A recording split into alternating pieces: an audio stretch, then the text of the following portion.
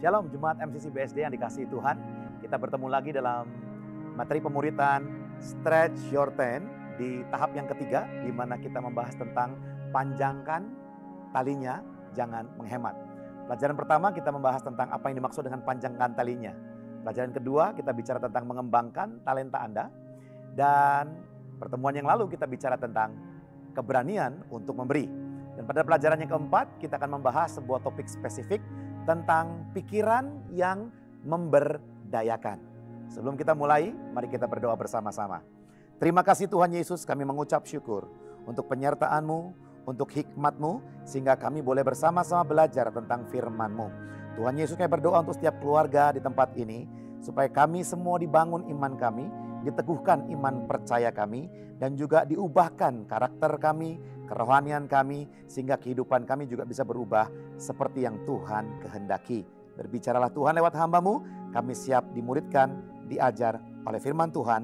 Di dalam nama Yesus kami berdoa, haleluya, amin. Nah, berbicara tentang pikiran yang memberdayakan, ini menjadi sebuah topik yang penting. Karena manusia itu dibatasi oleh pikirannya. Ada sebuah statement yang saya tulis di slide, Anda bisa baca di slide. Bersama-sama dengan saya, kehidupan Anda akan bergerak searah dengan pikiran Anda. Saya ulangi, kehidupan Anda akan bergerak searah dengan pikiran Anda. Jika pikiran Anda mengarah ke depan, maka kehidupan Anda akan berjalan ke depan. Jika pikiran Anda selalu ditautkan ke belakang, maka tidaklah mustahil bahwa hidup Anda selalu ada di belakang terus-menerus. Tidak pernah maju ke depan. Oleh karena itu, kita akan berbicara tentang topik ini dan apa saran Alkitab agar kita menggunakan pikiran kita untuk bisa mengembangkan kehidupan kita, membiarkan Tuhan memakai setiap potensi yang Tuhan titipkan dalam kehidupan kita, sehingga kita maju ke depan menggenapi rencana Tuhan dalam kehidupan kita. Pertanyaannya, pikiran apa yang sering kali kita pikirkan? Apa yang sering muncul di dalam benak kita ketika kita berhenti, berdiam, melamun, atau mungkin kita berpikir sesuatu? Apa persisnya yang Anda pikirkan? Apakah pikiran-pikiran Anda selama ini memberdayakan Anda? Atau jangan-jangan memperdayakan Anda? Saya ulangi, memberdayakan Anda atau justru memperdayakan Anda? B dan P bedanya jauh. Memberdayakan artinya Anda memiliki pikiran-pikiran, kualitas pemikiran yang justru membuat Anda semakin maju di dalam Kristus, bertumbuh dalam kerohanian, matang dewasa dalam karakter, dan kita bisa bergerak maju ke arah kepenuhan Kristus. Memperdayakan artinya Anda mempunyai pikiran-pikiran yang menghambat Anda maju ke depan. Pikiran-pikiran yang justru menghindarkan atau menjauhkan Anda dari segala janji Tuhan. Membuat Anda mandek, stagnasi, dan tidak kemana-mana. Pikirkan baik-baik, memberdayakan atau memperdayakan. Saya berdoa supaya pikiran kita semuanya dipakai Tuhan untuk memberdayakan kehidupan kita. Filipi pasal 4 ayat ke-8. Ini ayat populer yang sering dibahas.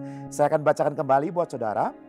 Jadi akhirnya saudara-saudara, semua yang benar, semua yang mulia, semua yang adil, semua yang suci, semua yang manis, semua yang sedap didengar, semua yang disebut kebajikan dan patut dipuji, pikirkanlah semuanya itu. Luar biasa saudara. Ayat barusan yang kita baca memberikan kita sebuah arahan yang sangat detail dan jelas. Bahwa pikirkanlah semua yang baik, yang berguna, yang bermanfaat, yang menjadikan Anda pribadi yang bertumbuh. Jangan pikirkan kelemahan, kegagalan, kehancuran, kegalauan, keputusasaan, kesia-siaan, kenajisan, kejahatan. Buang semuanya itu. Semua yang baik, yang mulia, yang benar, yang indah, kemenangan, kekuatan, janji Tuhan, pemeliharaan Tuhan, keberhasilan bersama dengan Tuhan. Pikirkanlah semuanya itu. The choice is yours. Pilihannya ada di tangan Anda. Mau memberdayakan Anda atau Anda mau mengizinkan pikiran Anda selama ini memperdaya hidup Anda. Nah saudara, sebuah kebenaran lainnya yang saya ingin katakan bahwa apa saudara? Anda bisa lihat di slide. Pikiran akan menghasilkan perbuatan. Pikiran akan menghasilkan tindakan. So ketika Anda bertanya, mengapa ya saya bertindak demikian? Mengapa ya saya berperilaku demikian? Jawabannya sederhana. Sebelum tindakan dan perilaku itu terjadi, semuanya sudah terjadi terlebih dahulu di dalam pikiran Anda. Anda ingin bukti? Mari kita baca 2 ayat firman Tuhan dalam Kolose pasal 1 ayat 21. Dikatakan demikian. Juga kamu yang dahulu hidup jauh dari Allah dan yang memusuhinya dalam hati dan pikiran, seperti yang nyata dari perbuatanmu yang jahat. Ya saudara, nyata dari perbuatanmu yang jahat itu sebelumnya berasal dari pikiran. Jadi saudara perhatikan baik-baik, kita tidak tiba-tiba berperilaku kasar, kita tidak tiba-tiba berkata-kata kasar tanpa dimulai dengan pemikiran terlebih dahulu. Apa yang sering kali terjadi dalam pikiran kita itu membentuk sebuah keyakinan jika kita pikirkan terus-menerus. Bahkan sebuah ide, sebuah insight dalam pemikiran Anda, jika Anda yakinkan bahwa itu benar, itu akan menjadi sebuah value, sebuah belief, sebuah keyakinan. Dan jika pikiran itu sudah menjadi keyakinan, maka tubuh ini hanya tinggal memfollow up-nya saja saudara. Ya, jika saya berpikir lari itu tidak menyenangkan, jika saya meyakinkan diri saya bahwa olahraga itu berat, susah, tidak enak, maka jangan harap Anda tiap hari bisa bangkit, pasang sepatu, berlari, berolahraga, itu tidak akan pernah terjadi. Sebelum kita menang di pikiran, kita belum bisa menang di perbuatan. Sehingga kita perlu menyadari, Bapak Ibu Saudara sekalian yang terkasih dalam Kristus, bahwa setiap hari ada sebuah peperangan. Peperangan ini tidak merebutkan harta, peperangan ini tidak merebutkan lahan, tanah, peperangan ini tidak merebutkan posisi atau jabatan, namun peperangan ini terjadi dalam diri kita. Dan peperangan ini merebutkan apa? Merebutkan arena pikiran kita. Yang kedua, kita lihat di Roma pasal 1 ayat 28 dikatakan, dan karena mereka tidak merasa perlu untuk mengakui Allah, maka Allah menyerahkan, atau dalam pemahaman yang lain, Allah membiarkan mereka kepada pikiran-pikiran yang terkutuk sehingga mereka melakukan apa yang tidak pantas. Perhatikan baik-baik di sini, sebelum mereka melakukan apa yang tidak pantas, mereka sudah mempunyai pikiran-pikiran yang terkutuk. Jadi jelas bahwa pikiran akan menghasilkan perbuatan. Jadi kalau Anda hari ini bertanya-tanya, mengapa saya melakukan hal ini? Mengapa saya berbuat seperti itu? Mengapa perilaku dan kelakuan saya seperti ini dan itu? Maka jawabannya ada di apa yang sering Anda pikirkan. Ketika kita berpikir sesuatu, maka sesuatu itulah yang cenderung akan kita lakukan dalam kehidupan kita. Bahkan Alkitab memberikan kepada kita sebuah arahan tentang pikiran-pikiran yang perlu dihindari. Saya akan menyampaikan ada 3 pikiran yang perlu dihindari saat ini. Firman Tuhan di dalam Efesus pasal 4 ayat 17 dikatakan, sebab itu kukatakan dan kutegaskan ini kepadamu di dalam Tuhan. Jangan hidup lagi sama seperti orang-orang yang tidak mengenal Allah dengan pikirannya yang sia-sia. Yang pertama, pikiran yang perlu kita hindari adalah pikiran yang sia-sia. Atau dalam bahasa King James Version dikatakan devoid of truth atau tanpa kebenaran. Jadi pikiran yang sia-sia itu adalah pikiran yang tanpa kebenaran. Jadi kebenaran firman Tuhan tidak ada di dalamnya. Contoh pikiran yang sia-sia adalah pikiran-pikiran yang najis. Pikiran-pikiran jahat. Pikiran-pikiran yang merancangkan kejahatan. Pikiran-pikiran yang berkhayal, berfantasi tentang sesuatu hal yang itu semua tidak berasal dari Alkitab. Apakah kita sering melakukan hal itu? Jika kita sering menggunakan pikiran kita untuk memikirkan yang sia-sia, seperti contohnya, mungkin ada orang berpikir begini, aku berpikir besok pagi aku akan bangun pagi dan tiba-tiba aku menjadi kaya. Nah, saya jamin saudara, besok pagi Anda akan bangun pagi. Tapi belum tentu menjadi kaya. Karena untuk kaya, kita tidak bisa hanya berpikir kaya, tiba-tiba kaya. Tidak saudara, dibutuhkan kerja keras, ketangguhan, melewati proses, bahkan dibutuhkan anugerah Tuhan yang membuat kita diberkati oleh Tuhan. Jadi saudara, hentikanlah pikiran sia-sia, pikiran yang di dalamnya tidak ada kebenaran. Yang kedua, Filipi pasal 3 ayat 19 dikatakan, kesudahan mereka ialah kebinasaan. Tuhan mereka ialah perut mereka. Kemuliaan mereka ialah aib mereka. Perhatikan baik-baik. Pikiran mereka semata-mata tertuju kepada perkara duniawi. Pikiran yang kedua yang perlu dihindari adalah pikiran duniawi. Apa maksudnya pikiran duniawi? Sudah jelas sekali di ayat ini saudara. Yaitu pikiran-pikiran yang hanya mengenyangkan perut. Artinya pikiran-pikiran yang hanya memuaskan daging. Pikiran-pikiran yang seperti ini, besok aku makan apa? Aku pengen berlibur kemana? Lalu kemudian untuk apa uang ini akan kuhabiskan? Semua tentang aku dan aku. Semua tentang diriku, kesenanganku. Semua tentang daging. Tidak ada satupun tentang kerajaan Allah. Tidak ada satupun tentang Tuhan. Jadi saudara perhatikan baik-baik. Saya sepakat bahwa kita perlu makan. Bahwa kita perlu tempat tinggal. Bahwa kita perlu liburan. Tapi hidup kita bukan hanya sekedar untuk itu saja. Kita perlu memenuhi pikiran kita. Bukan hanya tentang besok mau makan apa saudara. Bukan hanya tentang berapa banyak uang yang saya mau kumpulkan. Bukan bicara tentang posisi atau jabatan apa yang saya ingin kejar. Bukan tentang itu saja saudara. Tetapi pikiran-pikiran yang dari atas. Pikiran-pikiran di mana Kristus berada.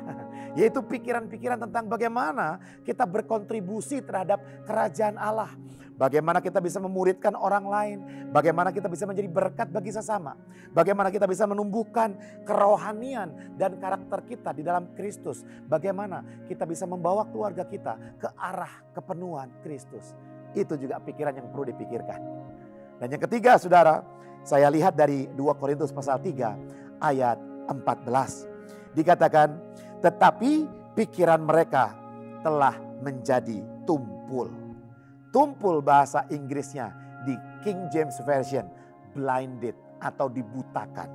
Pikiran mereka telah menjadi tumpul sebab sampai pada hari ini selubung itu masih tetap menyelubungi mereka. Jika mereka membaca perjanjian lama itu tanpa disingkapkan karena hanya Kristus saja yang dapat menyingkapkannya. Ini adalah pikiran-pikiran tumpul atau pikiran yang dibutakan. Maksudnya apa saudara? Pikiran-pikiran yang mungkin telah mengenal kebenaran. Pikiran-pikiran yang tahu ada kebenaran di perjanjian lama. Ada kebenaran di dalam kitab. Tetapi tidak membaca keseluruhan dari kitab saudara. Kita tahu bahwa Yesus adalah kegenapan hukum Taurat. Kita tahu bahwa jika mereka membaca perjanjian lama dengan tepat dan menyelidiki setiap hukum-hukum perintah Tuhan di perjanjian lama, maka mereka seharusnya tahu bahwa perjanjian baru ada tentang Mesias. Bahwa apa yang mereka pelajari tentang perjanjian lama adalah tentang hadirnya Kristus, Mesias, Sang Penebus, Juru Selamat dunia kepada kita semuanya. Namun mereka terselubung, mereka tumpul pikirannya sehingga mereka tidak bisa memahami, bahkan tidak mau memahami. Beberapa banyak dari kita yang sudah merasa sok pinter, yang sudah merasa cukup tahu, yang sudah merasa ya saya sudah pernah kok belajar ini dan itu, maka saya tidak perlu belajar lainnya. Saudara perhatikan baik-baik, Alkitab perlu kita pelajari secara menyeluruh. Bahkan semua isi Alkitab itu saling mendukung, saling menjelaskan. Kita perlu menerima sebuah hukum di sini, hukum di lainnya juga kita perlu terima. Kita tidak bisa pilih-pilih kebenaran. Jadi saudara, pikiran yang sia-sia tanpa kebenaran, buang jauh-jauh. Pikiran yang duniawi, hanya memikirkan tentang perut saja saudara. Ya, dan bukan tentang kebenaran, tentang kerajaan Allah, maka buang jauh-jauh. Kita perlu seimbang saudara. Dan yang ketiga, pikiran yang tumpul. Yang hanya meyakini sebuah kebenaran setengah saja. Atau tidak sepenuhnya. Atau sebagian saja. Mari kita hindari pikiran ini saudara. Dan bagaimana caranya? Apa solusinya? Bagaimana supaya saya dan saudara kita bisa bersama-sama dalam program Stretch Your Tent. Panjangkan talinya sehingga mengizinkan Tuhan memberdayakan kehidupan kita. Membawa langkah kaki kita kepada rencananya yang mulia. Membawa keseluruhan kehidupan kita. Sehingga kita boleh bergerak maju menggenapi setiap detil visi Tuhan dalam kehidupan kita. Yaitu dimulai dengan apa? Kita memiliki pikiran yang memberdayakan. Lalu apa solusinya? Solusinya saudara saya tawarkan dalam 2 Korintus pasal yang ke-10 ayat 15. B. Firman Tuhan dikatakan oleh Paulus, kami menawan segala pikiran dan menaklukkannya kepada Kristus. Saudara, ada dua kata yang menarik di sini saya garis bawahi. Menawan, menaklukkannya. Jadi saudara, solusinya ada dua hal yang saya mau tawarkan buat saudara. Supaya kita boleh benar-benar dibawa Tuhan maju ke depan. Menggenapi rencananya. Bahkan menikmati atau menghidupi janji Tuhan dalam kehidupan kita. Yang pertama adalah mari kita belajar untuk terus-menerus menawan pikiran kita. Apa maksudnya? Menawan pikiran. Saudara, kita tahu orang-orang tawanan. Mereka dikumpulkan di sebuah ruangan. Mereka diikat dan mereka tidak bisa kemana-mana. Mereka tidak boleh kemana-mana. Mari kita praktekkan menawan pikiran, artinya begini. Saudara bisa lihat di slide. Mari kita mengenali yang pertama. Mari kita mengenali pikiran-pikiran dominan apa yang seringkali kita pikirkan. Apakah pikiran-pikiran tentang susah, sulit, tidak mungkin, mustahil. Atau justru pikiran-pikiran yang menggairahkan, yang membuat kita merasa berdaya guna, mampu, mungkin, bisa, mujizat. Saudara, kenali pikiran-pikiran dominan kita. Lalu kemudian kita mengevaluasinya.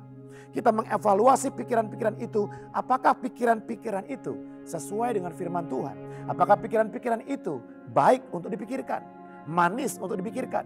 Sedap untuk dipikirkan? Sehingga kita bisa mengalami apa saudara? Penyadaran. Menyadari bahwa oh ternyata ini pikiran yang selama ini menghambat jalan saya. Oh ternyata pikiran-pikiran ini yang perlu saya pikirkan ke depannya. Saudara, mari kita renungkan, duduk sejenak. Kita menawan segala pikiran, artinya apa? Mulai mengenali apa yang seringkali saya pikirkan. Mengevaluasinya dan kemudian mulai menyadari apakah itu pikiran-pikiran yang Kristus inginkan. Apakah itu pikiran-pikiran yang Anda inginkan, Anda pikirkan terus. Ingat, pikiran akan membawa kita kepada tindakan-tindakan kita. Yang kedua, ada kata menaklukkannya. So, solusi yang kedua yang saya tawarkan buat saudara adalah menaklukkan pikiran Anda. Apa yang dimaksud dengan menaklukkan? Artinya apa? Yang pertama artinya melawan. Ketika Anda menyadari bahwa ini pikiran yang tidak benar, ini pikiran sia-sia, pikiran jahat, kita perlu counter, kita perlu lawan, kita perlu detox. Ya, setelah kita lawan dengan kuasa Tuhan, lawan dengan firman Tuhan, kita mulai menyelaraskan pikiran-pikiran yang tidak benar itu kepada pemikiran Tuhan. Saudara, pikiran negatif tidak bisa dihilangkan. Pikiran negatif hanya bisa digantikan. Jadi kalau pikiran Anda tidak ada penggantinya yang baru, maka pikiran yang lama akan tetap di situ.